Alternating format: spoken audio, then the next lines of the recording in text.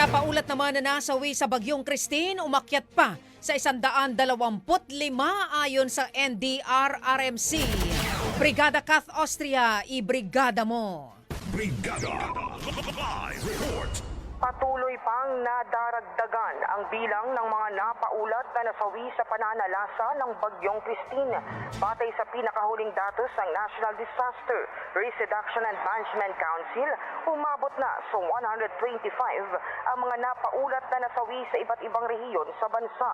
Bukod sa mga nasawi, mayroon ding iniulat na 115 na mga nasaktan at 28 ang nawawala. Mahigit sa 7 milyong individual o katumbasang 1.7 million families ang naapektuhan ng kalamidad mula sa 81 probinsya o 10,181 barangay sa 17 rehiyon sa bansa. In the heart of changing lives, ito si Brigada Kath Austria ng 105.1 Brigada News FM Manila, The Music News Authority. Rapido, Brigada Balita Nationwide.